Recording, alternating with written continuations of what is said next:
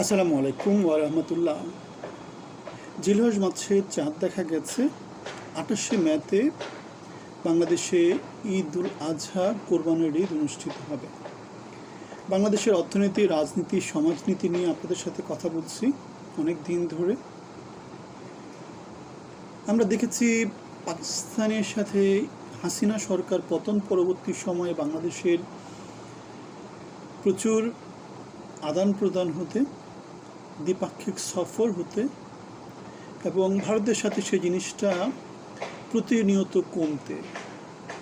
এখন এটার কারণটা কি হতে পারে? এটা একমাত্র কারণ হচ্ছে, আমরা জানি শত্রুর শত্রু আপনার বন্ধু। বাংলাদেশের বর্তমান সরকারের কাছে ভারত শত্রু, আবার ভারতের কাছে পাকিস্তান শত্রু। সুতরাং শত্রুর শত্রু বাংলাদেশের বন্ধু হবে, তাহলে পাকিস্তান এখন বাংলাদেশের বন্ধু। গত 17 বছর কি ছিল? গত 17 বছর ভারত বাংলাদেশের বন্ধু ছিল। বাংলাদেশে যে সরকার ছিল সেই সরকার ভারতের সাথে বন্ধুত্বপূর্ণ সম্পর্ক বজায় রেখেছিল। আবার ভারতের শত্রু হচ্ছে পাকিস্তান। সুতরাং পাকিস্তান বাংলাদেশের বন্ধু হওয়া সত্ত্বেও গত 17 বছর বাংলাদেশে পাকিস্তানকে শত্রু হিসেবে ট্রিট করা হয়েছে এবং পাকিস্তানকে বাংলাদেশের সব রকমের পররাষ্ট্র নীতি থেকে দূরে রাখা হয়েছে। সেজন্যই আমরা দেখেছি জুলাই আন্দোলনে পাকিস্তানের বড় একটা ভূমিকা,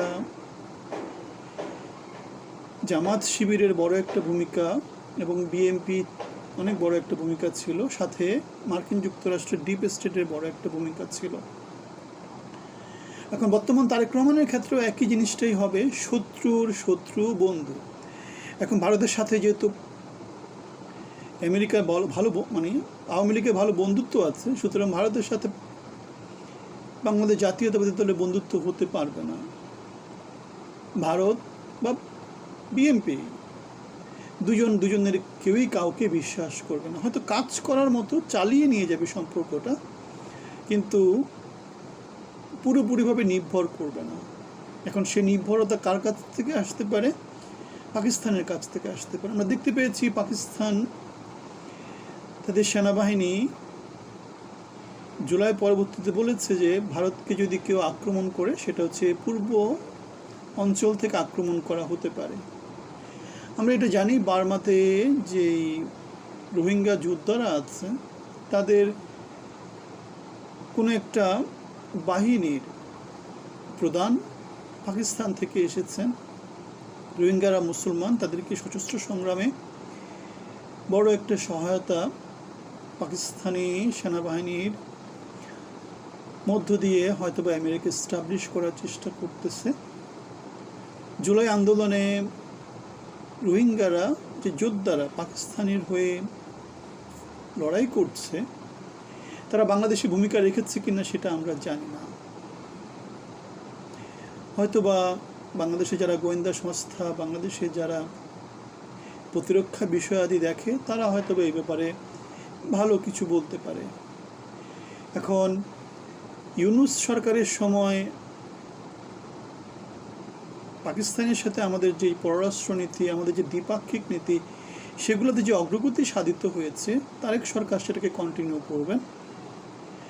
ভারতের সাথে এখন সব কিছু ডিক্লাইনিং, খারাপের দিকে যাবে দিন থেকে দিন। সেটা আমরা পদ্মা ব্যারেজ, তিস্তা ব্যারেজের কাজ, চীনকে দেয়া, এগুলো সব কিছুর মধ্য দিয়ে দেখতে পাই। এখন পাকিস্তানেই ভরসা রাখছেন তারেক রহমান, কেননা পরীক্ষিত বন্ধু অনেক বছরের। আমরা জানি ভারতের সাথে আওয়ামী লীগের সম্পর্কটা সে স্বাধীনতার আগে, কেন বাংলাদেশের স্বাধীনতা ভারত পাকিস্তান যখন এক ছিল, আওয়ামী লীগের নেতৃত্বে হয়েছিল এবং সেখানে ভারত বাংলাদেশকে সহায়তা করেছিল, বাংলাদেশের হয়ে লড়াই করেছিল। সুতরাং আমরা দেখতে পাই যে আওয়ামী লীগের সাথে পাকিস্তানের শত্রুতা বাংলাদেশের স্বাধীনতার সাথে রিলেটেড। সুতরাং আওয়ামী লীগের সাথে পাকিস্তানের বন্ধুত্ব হওয়ার কোনো সম্ভাবনা নাই। যদিও বাংলাদেশের স্বাধীনতার ঘোষণা বাংলাদেশের সেনা প্রধান থাকাকালীন, মেজর থাকাকালীন জিয়াউর রহমান দিয়েছিলেন, কিন্তু তারা তো স্বাধীনতা সংগ্রামে নেতৃত্ব দেয়নি। কিন্তু তারা আবার বাংলাদেশের রাজনীতির খুব বড় একটা খেলোয়াড়। সুতরাং বাংলাদেশের সাথে যদি সম্পর্ক তৈরি করতে হয়, আওয়ামী লীগের হাত দিয়ে পাকিস্তান তৈরি করতে পারবে না। বাংলাদেশের সাথে সম্পর্ক তৈরি করতে হলে বিএনপির মধ্য দিয়ে অথবা আওয়ামী লীগের বিরুদ্ধে যে শক্তিটা আছে তাদের মধ্য দিয়ে তৈরি করতে হবে, এবং সেটাই পাকিস্তান তৈরি করছে। জামাত শিবিরের মধ্য দিয়ে তৈরি করছে, বিএনপির মধ্য দিয়ে তৈরি করছে।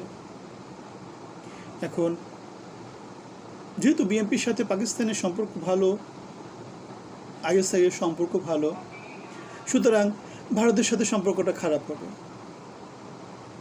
এবং সেটা আমরা 17 বছর দেখেছি। সুতরাং আমরা দেখতে পাচ্ছি যে পাকিস্তানি হচ্ছে ভরসা রাখছেন, তারেক রহমান পরীক্ষিত বন্ধু হিসেবে তাদেরকে স্বীকৃতি দিচ্ছেন। ভারতের সাথে লীগের একটা বায়াস আছে, পাকিস্তানের সাথে তারেক রহমানের একটা বায়াস আমরা দেখতে পাচ্ছি। এটা রাজনৈতিক সমীকরণের মধ্যেই পড়ে যায়।